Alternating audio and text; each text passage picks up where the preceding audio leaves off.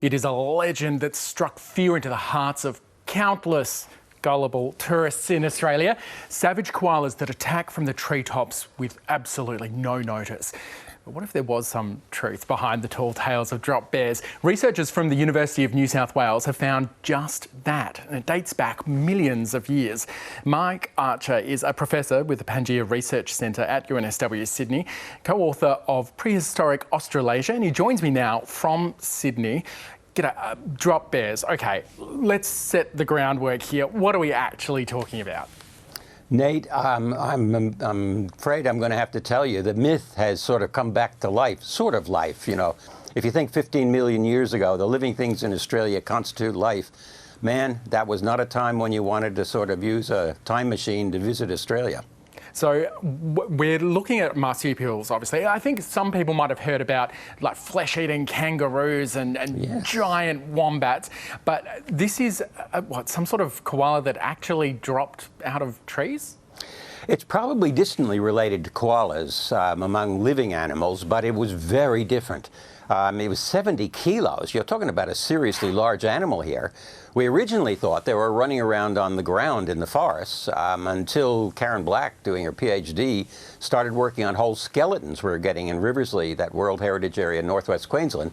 And she discovered, to our stunned surprise, these things were not running around on the ground. They were upside down in the trees over your head.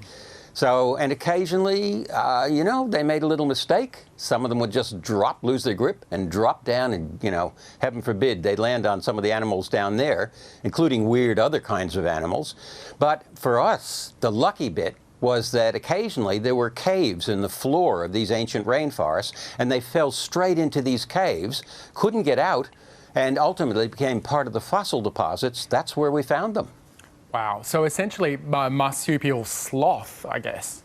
Yeah, or sun bears, you know. They had huge claws. I mean, this is not something, even if it may have eaten some kind of plants, you didn't want to grapple with one of these things. It could tear you apart, much like bears can today. But, you know, we're still trying to figure out what they were actually eating up in those trees, and that's another mystery we're trying to solve. Now, what other animals were they dealing with? Because I understand that there's also something about a drop croc. Yes, there were. I mean, all these things that used to be jokes are sort of coming to life again in the fossil record from Riversley. Yes, before we started having large goannas sort of cavorting around in the trees, crocodiles were doing that. You know, the usual thing you think about when you're in Australia, as long as you stay away from the water, you know, the Crocodile Dundee type thing, you don't have to worry about crocs. But 15 million years ago, you did. The crocs were behind you in the forest, ready to jump on you while you're staring in the water. And the ones that didn't get you that way were ready to drop out of the trees. There were crocodiles that actually climbed in trees, a bit like leopards, jumping out on their prey. So, yeah, this was an incredibly weird time to be an Australian, I can tell you. What happened to all these animals? I mean, they were huge, so obviously there'll be some pressures on being able to get enough food to keep them alive, but it sounds like top predator kind of stuff rather than, you know, something that would be easily endangered. Yes, you're quite right. There were so many different kinds of animals doing. I mean, the ancestors of all the living animals, like the wombats and the koalas, they were all there. No problem about that. It's just that we still had a legacy of things that we'd inherited from Gondwana before Australia became an isolated island, and they were also competing with the ancestors of the living animals to survive.